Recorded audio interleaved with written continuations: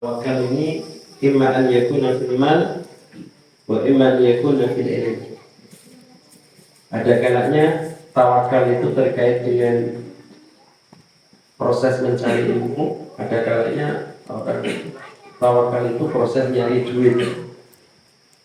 Dan panjenengan ini semuanya sudah ngadepi bagaimana tawakalnya seorang thalib pencari ilmu.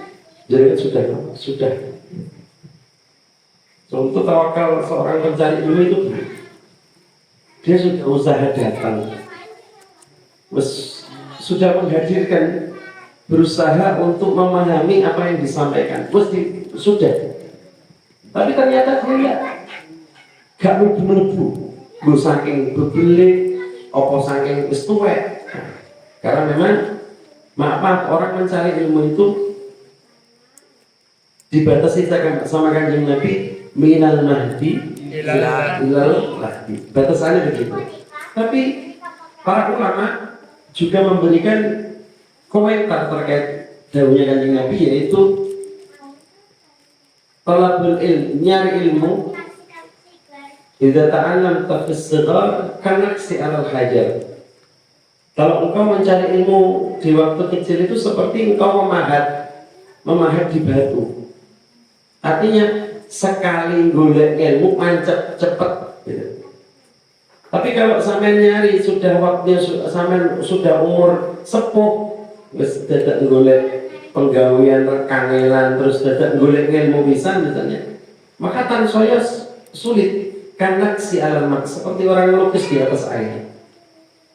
Melukis di batu dengan melukis di air itu mudah mana? Mudah di batu, jadi patung, jadi ini. Tapi jangan lihat bagaimana bentuk tawakalnya seorang yang sudah nyari ilmu, berusaha dia pahami, tapi dia tidak paham. Itu yang harus digunakan adalah tawakal. Di pasrah no ini Gusti Allah, Gusti kula pendugi berusaha ngrungokno, bila tidak paham. Maka seorang ulama mengatakan di antaranya adalah Syekh Abdul Qadir Jailani dalam kitab beliau Al-Ghunyah, beliau mengatakan seorang pencari ilmu ketika dia berusaha memahami ilmu, dia gak dapat ilmu itu, maka dia pertama akan diangkat derajatnya. Padahal dia tidak paham. Ilmu yang dia cari dia tidak paham. Tapi Gusti Allah istimewa, memasukkan dia golongannya orang yang derajatnya tinggi. Apa Gusti Allah dawuh? Ya ayyuhalladzina amanu idza qila lakum tafassahu fil majalis. Wahai orang-orang yang beriman, ketika kalian ada yang mengadakan satu majelis, tafassahu, datanglah kalian. Ayo, usahakan untuk datang. Fafsahu yafsahillahu lakum. Kalau kalian memudahkan orang untuk nyari ilmu, memfasilitasi percaya arep ngaji, dilalah bonde bocor, wis bareng aku. Tafassahu, pasti panjenengan akan dapat lipat-lipat balasannya, mbok lipatan rezekinya. Nah, wa idza qila suzu, ketika sudah selesai majelisnya, suzu sudah keluar, artinya pulang. Apa jawab janjinya Gusti Allah? Yarfa'illahu alladhina amanu minkum walladzina utul ilma darajat. Orang itu akan diangkat derajatnya, rafa'u darajat, walaupun dia tidak paham. Makanya panjenengan sekarang ini dalam rangka diangkat derajatnya sampai. Nah kita tidak paham, kan kita tidak paham. Jadi lewat foto ngaji ini. Kok itu jaringan untuk iki. Tekok. Bayangin kok. Tekok wis lagi. Apa meneh kok sampean bonusnya paham. Jaringan tekok. Apa meneh tekok terus ngene. Orang masalah. Aman. Bukan masalah, tidak masalah. Untuk iki ke semua sampean. Wis ta? Selingi wong Islam kok dikai rafu derajat dhuwur, sapa sing ndak milih. Terus darajatus syahid nomor loro, derajatnya orang yang mati syahid. Dia pas golek apa berangkat ngaji ya dilarang ngomong. Atau dia sudah sepuh, dia punya rutinan ngaji, juraji semoga sampai tua semuanya nanti sampai. Pak dilarang jenengan diambil sama Allah syahid mati nih jenengan.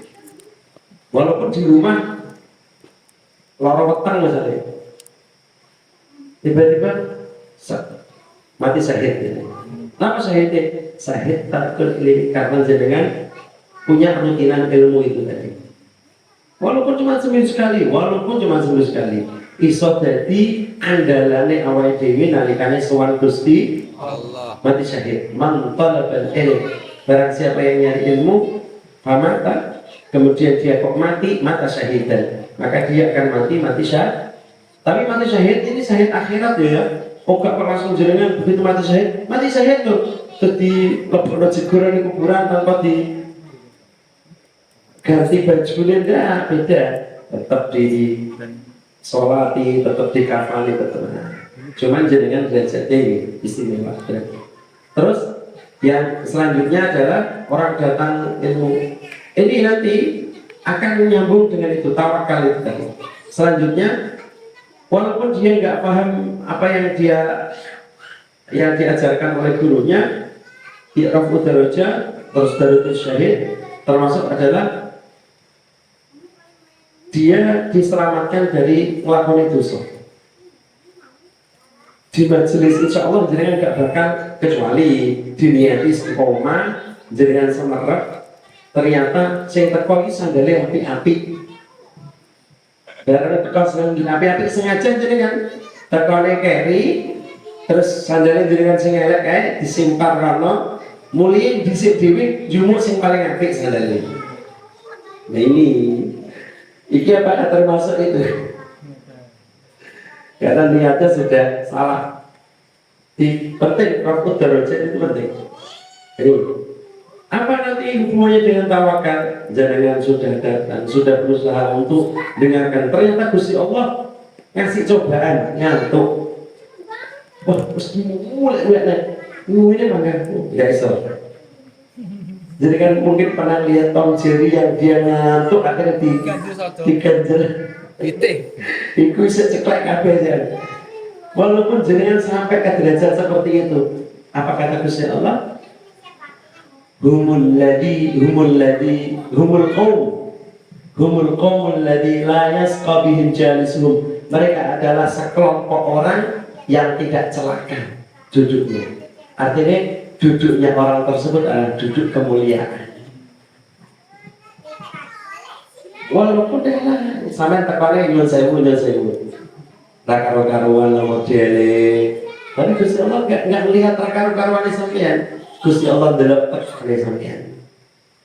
Bahkan dulu ada cerita zaman Syekh Hasan bin Saleh Al-Bahr. Ini salah satu orang yang punya keramat, di antaranya orang yang pernah sholat di belakang beliau itu jasadnya tidak bisa dibakar oleh api. Keramatnya beliau seperti orang Sembung, daerah Sembung. Kemarin 3 hari yang lalu saya ngisi pengajian di Masjid An-Nur di daerah Sembung. Itu di belakangnya ada seorang keramat, makam keramat.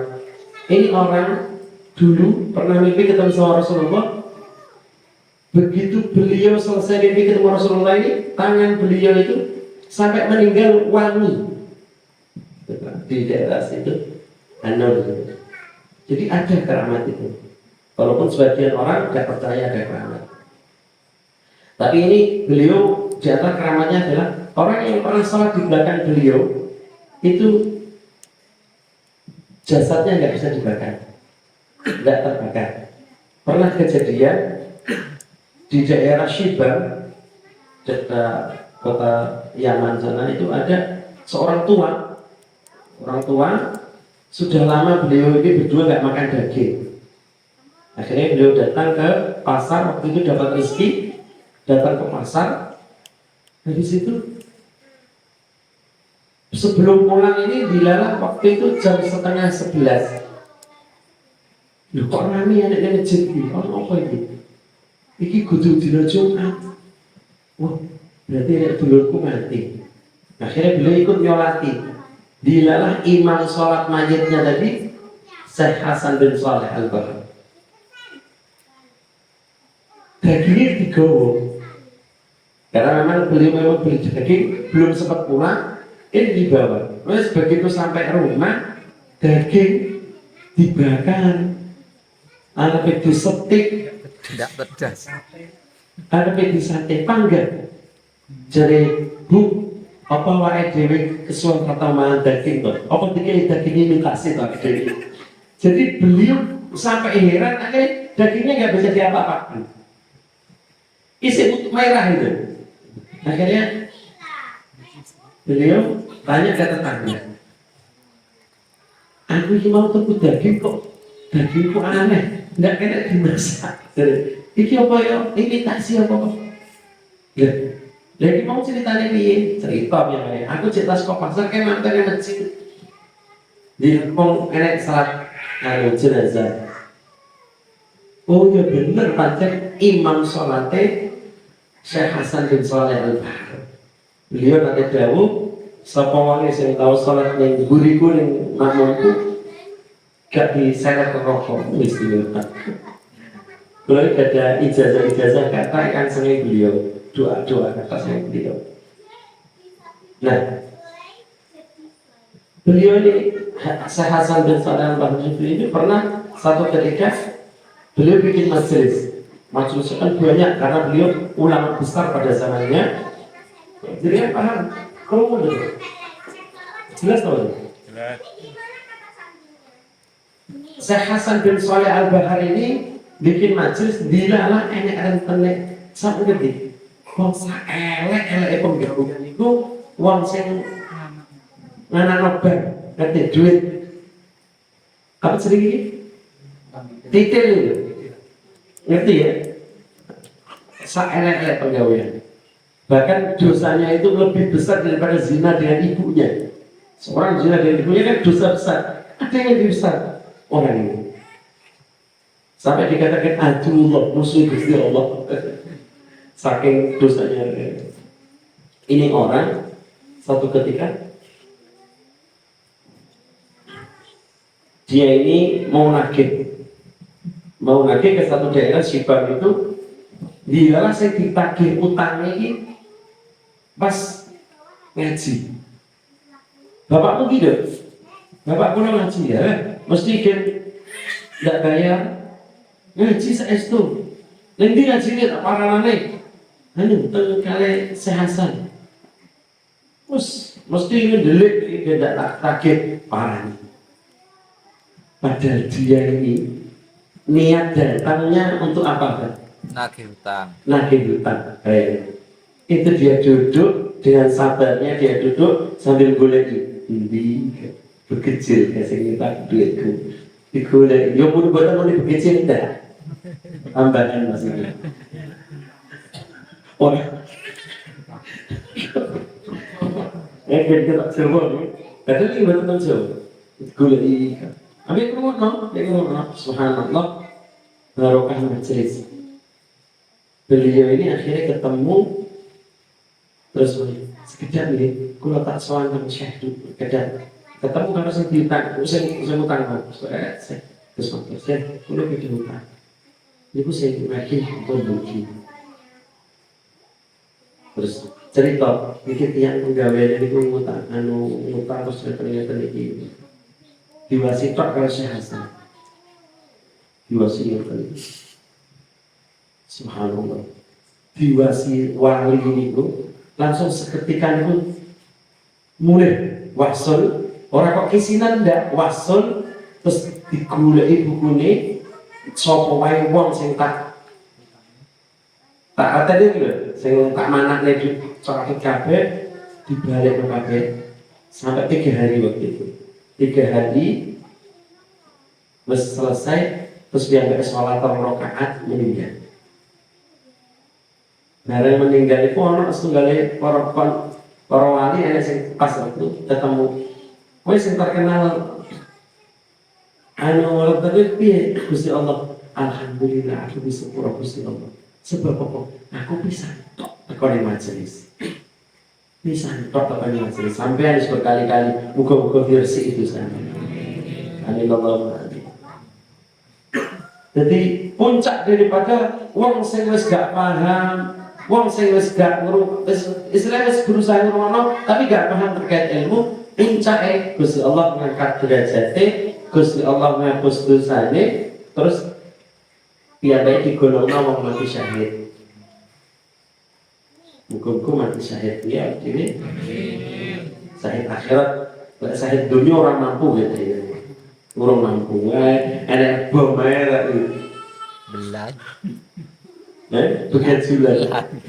Orang mampu, dereng ya. Saya akhirat insya Allah jadi niati ya Allah. Kalau niat golek ilmu, kalau badhe rutin. Jadi kok kita nggih? Kalau niat golek ilmu, kalau badhe rutin berarti jenengan kecatet. Bahwa suatu saat kok jenengan gak hadir, jenengan kecatet kok sing hadir. Mergo enek kalimat apa? Rutin gitu. Manfaat. Nah, bareng jenengan wis gak oleh apa-apa kok. Wis gak oleh. Ilmu aku wis berusaha ngurungokno tenanan kok ndak oleh ilmu. Jenengan jangan khawatir. Jenengan ketika sudah sampai sana, terus ya Allah pun kalau pasrahno dateng panjenengan. Wong kok ngeten iki. Mbah, lek gak dhek sing alim anake, lek gak anake putune. Jenengan wis gak kebagian alim, insyaallah ning anake sampeyan aja. Lek gak wis kebagian anake, gak kebagian putune. Mulane teng gene Quran iku enek ceritane gulamaini yatimaini wa kana fil Madinah wa kana tahtahu kanzun lahuma itu ceritanya ternyata Mbah itu orang saleh, Gusti Allah tetap merhatekno putune. Artinya apa? Gak ada yang sia-sia ketika jangan tolabul ilm, gak ada yang sia-sia. Apalagi ketika jangan sampun pasrahno Gusti kula pun pasrah dhateng panjenengan pun berusaha memahami dari paham kula pasrah dhateng panjenengan. Nah niki lah pasrah sing niki dadi panjenengan raf'ud darajat. Diangkat derajat kali Gusti Allah. Amin Allahumma amin. Mungkin ada pertanyaan, tidak usah panjang-panjang, sudah jam 7 lebih. Ya kita terus sampai jam 12. Jam. Orang mampu. Pak Eko kesana, dikira ke Surabaya. Mungkin ada yang bertanya, mungkin. Mbak ini. Mik.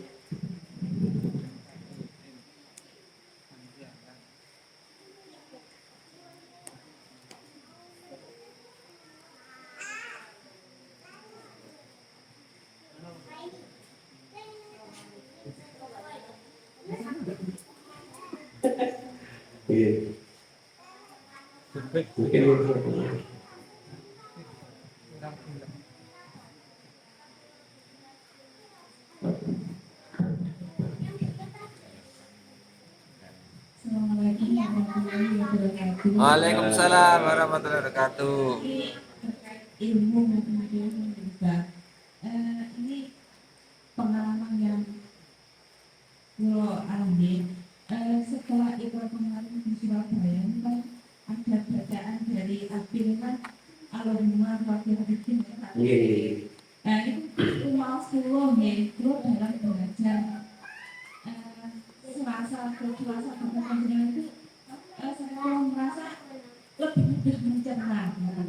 Masya Allah, Barakallah. Ya kena ya. Masa harus dicekal lono orang yang sangkut paut itu lah manggil terus. Terus akhirnya aku berpikir nah, saya kan sebagai orang tua yang punya anak yang mungkin dari kecil menurut ilmu termasuk juga saudara-saudara yang punya putra putri yang pasti posisinya sekarang juga sedang mendidik di sekolah maupun di pesantren.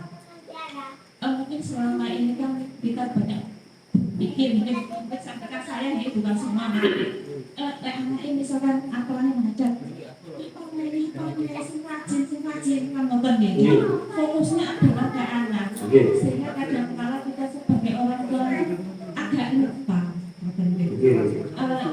mungkin bukan karena lupa ya, karena mungkin pemahamannya selama ini itu masih bersifat bahwa orang anak yang menurut ilmu itu ya dia kaitannya dengan ilmunya, jadi nggak berkorelasi dengan ikhtiarnya orang tuanya. Nah, akhirnya saya kesimpulan ya, oh iya ya mungkin anak saya itu misalkan kok orangnya nggak macet atau kajiannya kok sekolahnya kok ada ogah-ogahan, apakah ini berkorelasi juga dengan amal saya, ibadah saya atau hal-hal yang lain yang intinya pertanyaan itu loh ikhtiar dan lawakal itu hukum desa deh, supaya saya itu juga inginnya putri-putri saya itu ingin mendapatkan ilmu yang lebih berkah dan diberi kemudahan. Jadi apa sih manfaatnya kita di dunia abdi ini? Di antaranya karena tidak semua orang diberi kesempatan itu. Itu yang pertama. Apa manfaatnya? Di antaranya saya itu punya namanya al-hadis musalsal bil musyabakah. Kita ini punya hadis yang sambung kepada Rasulullah namanya musyabakah. Musyabakah itu selaman. Kalau dalam bahasa hadisnya man safahani dakhala jannah. Barang siapa yang salaman denganku kata Rasulullah masuk surga. Wa man safahani dakhala jannah. Barang siapa yang pernah bersalaman dengan orang yang bersalaman denganku dakhala jannah. Wa man safahani. Barang siapa yang pernah bersalaman dengan orang yang pernah bersalaman dengan orang yang pernah bersalaman dengan Rasulullah dakhala jannah. Wa man safahani dakhala jannah. Barang siapa yang pernah bersalaman dakhala jannah. Itu yang begitu sampai hari kiamat. Nah, apa hubungannya dengan sampai entek? Apa hubungannya dengan yang dipegang Abihya? Jadi Abihya itu diantara tujuannya megang kepalanya kita saat kita ikrar itu adalah pertama. Yang pertama at-tamassuk ben naleni sampean, bundeli sampean, aja sampai ucul. Mergo napa? Wong niku lek ucul golekane angel. Apa meneh mangke teng akhirat kok awake dhewe ucul saka dalane liyane angel digoleki. Nah, yang kedua, wong niku lek wis di tali, wis dicekeli iku ben selalu manut ning gone apa sing didhawuhna, artine ora berot. Di antarane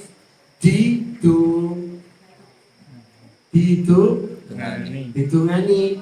Nah, apa meneh dengan dipegang kepala. Dipegang kepala itu ada di sini, di daerah sini ada namanya nausiyah. Napa namanya? Nausiyah. Jadi kan pernah baca Quran, nasiyatin kadibatin khati'ah di situ. Dan kenapa harus di situ yang dipegang? Kok enggak yang dipegang adalah yang lain? Karena nanti di sini itu puncak orang itu akan ada ketundukan. Nah, wong lek tunduk itu adalah orang yang paham agama. Makanya doanya Allahumma faqihu fid din. Ya Allah, jadikan orang ini adalah orang yang paham ilmu agama. Wong lek wis paham ilmu agama, diulang piye wae paham gampang. Mereka paham, oh ini arahnya ke sana, arahnya ke sana, arahnya ke sana. Wa 'allimhu ta'wil, dan ajarilah orang ini takwil. Takwil itu mencerna. Oh, maksudnya ini adalah mungkin begini, gampang mencerna. Gampang, tapi gak oleh-oleh loh ya. Maksudnya gampang mencerna apa yang didawuhkan. Makanya mungkin Mbak Ein merasakan kok semakin gampang gitu. Nah, Kenapa pakai dua ini terus waj'alna hadina muhtadin? Dan engkau jadikan orang ini adalah orang yang bisa membantu memberikan hidayah kepada orang lain. Artinya jenengan nanti berpengaruh kepada anaknya, jenengan berpengaruh kepada lingkungannya, jenengan berpengaruh kepada masyarakatnya. Artinya nopo yang jenengan usahakan tadi, yang kemarin dengan doa seperti itu, Anda itu dituntut untuk jadi orang yang supel, terus gampang memahami keadaan, faham ilmu agama, pena uripe. Paham maksud kula? Wong lek paham ilmu agama, ning diwae pena uripe. Faham memahami keadaan, paham oh itu gini, gampang.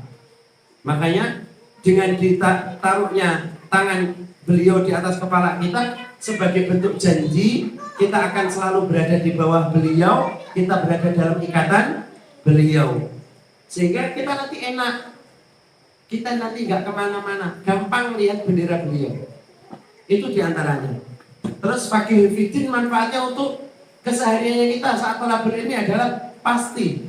Orang kok setiap hari doanya Allah mafakihni fitin, fakihni, ya Allah berilah kefahaman kepadaku, kepada ilmu agama. Kok selalu baca itu? Dia ini saat menangkap satu hal yang orang mungkin nggak bisa nangkap, dia akan dimudahkan. Itu diantara sir rahasia orang baca doa Allah mafakihni fitin. Dan manfaat dipegang tadi adalah jenengan itu dibunderi. Kok dibunderi? Nah, bunderi mau Jawa ya? Ditali itu, diikat.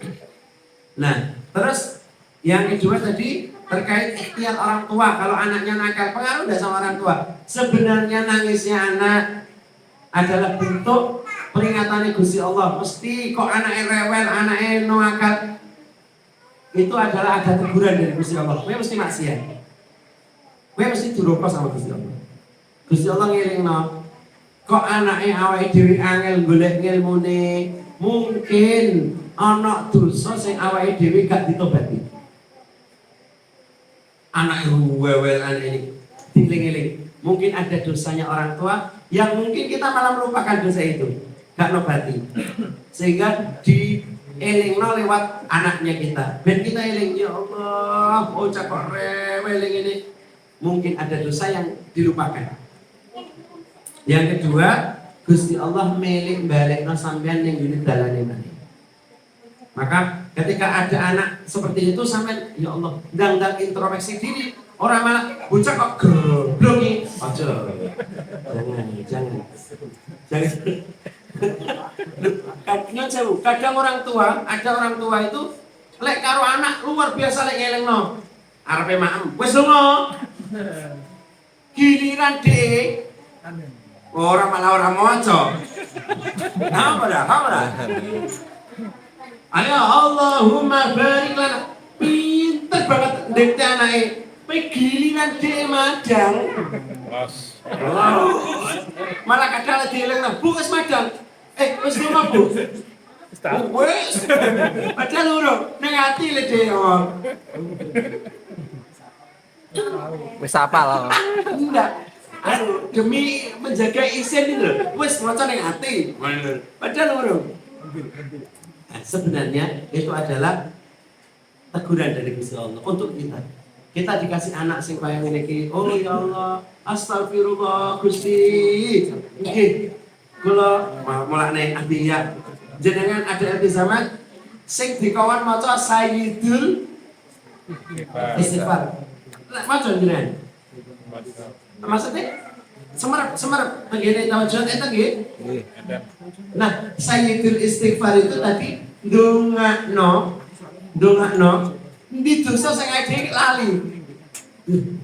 Jadi aku dosa apa? Gaya lali ade. Kadang lali. Nah, di Sayyidul Istighfar mencakup kok jenengan dilalahane oh ya ngai. Astagfirullahaladzim la ilaha illa huwal hayyul qayyum al-ghaffarud dzunub dzal jalali wal ikram wa atubu ilaihi min jami'an. Diwaca. Dibaca nggih. Itu bentuk ikhtiarnya orang tua ketika anak kok angel tobat. Ada dosa yang jenengan lalekno. Ada dosa yang jenengan belum tobat. Itu diantaranya. Jadi pengaruh baik. Jadi diantaranya ngelingno Gusti Allah sama kita. Enek dosa sing arep lali. Kita terlalu anak ke anak padahal kita sendiri kadang lali. Wis donga nak. Dereng baca donga. Lewae madang. Iki giliran jenengan orang anaknya mlebu jeding kaki Ke kanan. kanan. Lek mlebu jeding kiri, begitu deblan blur raya apa. Nah niki, itu diantara adalah Gusti Allah ngelingno datang pengaruh sama anak. Apa yang kita lakukan mempengaruhi keadaan anak. Jadi anak itu tadi kalau di dalam kitab namanya al-ubuwah, kita parenting. Nah, parenting sebagai orang tua ketika kita punya anak diantara adalah selalu introspeksi sama diri kita. Anak rewel, kita ini lagi salah sama Gusti Allah. Gitu? Paham teman-teman? Paham nggih? Buka, santai. Mungkin ada lagi? Tidak ada? Aman? Aman nggih. Saya sudah tahu jenengan sudah kepikiran sekali ini. Bukan nggih? Mungkin ada yang mau tanya? Ada yang tanya? Sampun, betul? Ustaz? Lihat di sini. Kata saya kok Amarin. Madang saya. Nggih, pun. Allah muga-muga barokah sedaya. Jaman hada jaman marhumah. Wa jabat tafruqan bainana farqan maksumah. Wa la tanfina wa la manashakir wa marhumah. Ya arhamar rahimin. اللهم إنا نسألك إيمانا دائما اللهم إنا نسألك علما نافعا مباركا اللهم إنا نسألك عمرا طويلا مباركا في خير مرض وعافية ورزقا حلالا طيبا كثيرا مباركا في خير مرض وعافية على الدنيا ولكن المصلي على حضرة الفاتحة. Assalamualaikum warahmatullahi wabarakatuh. Waalaikumsalam warahmatullahi wabarakatuh.